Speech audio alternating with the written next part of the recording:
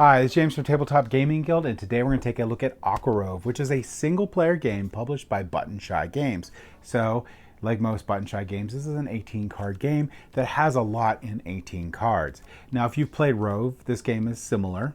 We're going to go over the game, how to play here, and you might see some slight differences, but this one gives you different puzzles and a slightly different feel to the game. So let's go ahead down the table here, and I'm going to show you how to play Aqua Rove.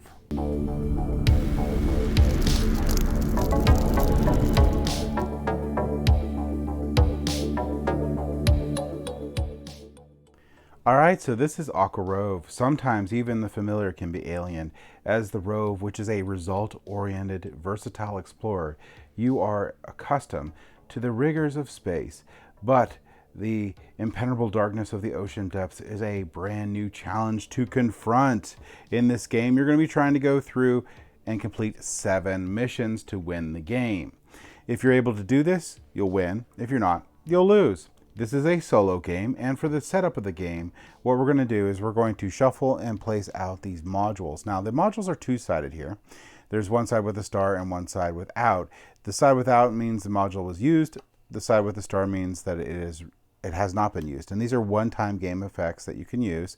And you're going to set these out randomly with the star side up. You're also going to shuffle this deck of cards here, and you're going to place out the current mission that you're going to try to complete.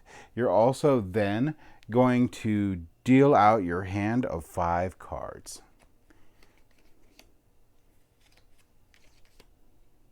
Okay, we also want to have room for a discard pile, so we're going to place this over here, and our discard pile will be we'll place it over here a little bit farther, and our discard pile will be right above it. Now this is going to be the hand of cards that you can use in the game here. We're going to go over how the game works. Alright, so gameplay. You're going to tackle a series of missions, each with a unique pattern, and the patterns are going to be on the top here. And arrange your modules in the pattern to complete the mission. And if you can complete 7 of these, you're going to win. Now for this pattern here, we're going to have 4 of any type that we want along the bottom here. But in this positions right here, we specifically need to have this card and this card. So there are some specific cards that have to be in specific locations. So a couple things with the cards here. So every card has to be adjacent and nothing can be broken. So adjacent can be corner to corner, so that's adjacent, or side to side here.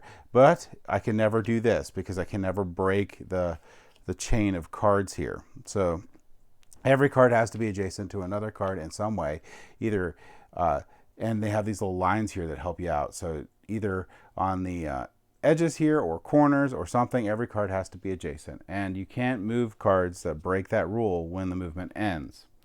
All right, so these movement cards are going to be the big thing that you're going to be using in the game. These are going to be how you're going to make your patterns. This is going to be the number of movement on the top, and this is going to be the type of movement, which we'll go over in a second. And in addition, one of the most important things is getting these bonus movements. In order to get the bonus movements, the 2 modules depicted have to be adjacent to one another. If they're adjacent to one another, then you're actually going to get +1 movement. So this will become 4 movement, and this becomes a much better card. Now, if you complete a pattern and you still have movement left, that card doesn't carry over until to the next pattern. The extra movement are lost. That's one thing you need to keep in mind in this game. All right, so now let's get into what these center means here. So they're all going to have different directions you can go.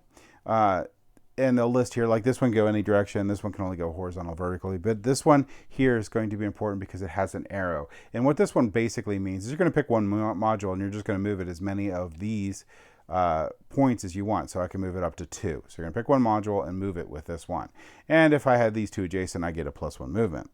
The circle here, you get to move modules 1 space. So you can move multiple modules 1 space each, so that can be very handy. This arrow one's really nice for moving over other modules, as long as you end where you're not on top of a module, because that's not legal, and you end where everything is still connected on the board, either with a corner or an edge, you're good. The final one's going to have this little T at the end here. You can spend 1 movement point, choose 1 module, then move it 1 space in 1 direction shown on the movement card. If it moves into another module, it's going to push them. So this is going to be the push card. So let's say I have something like this, and I move this way. That's going to move this module, and then that's going to move this module. They're all going to get pushed. So that's how these different movement types work for the cards themselves. All right, so if you complete a pattern, so let's say I complete this pattern here, I'm going to place a card over top here. So that's going to be the next one that I'm going to try to complete, and we're trying to go to 7 patterns. If I've completed my 7th pattern, I've won the game. If I have less than 5 cards in my hand, I'll be able to draw a card from the top of the deck here and place it into my hand. While we're playing the game, we'll be discarding cards. If this deck runs out, we'll just shuffle this, and that'll be the new deck there. So we're going to win by completing 7 missions, and we're going to lose if we cannot complete a mission. Now, there are going to be special module abilities that you can use. That's going to be the last thing we're going to talk about. And each of these are going to be one-time effects here. So, for example, this one here, discard 1 movement card, then draw 2 cards. So I can cycle through some cards I didn't like. This one here, I can place a spent module to be adjacent to an unspent one. That's pretty cool. I can swap 2 modules that are adjacent to each other. That's cool. This one gives me +2 movement points, so that's just straight up easy here. The brain here, place an adjacent module in any valid position. So that can be really helpful if I'm getting into a jam there. And this one here is ignore 1 of the current missions required modules, which is also really, really cool.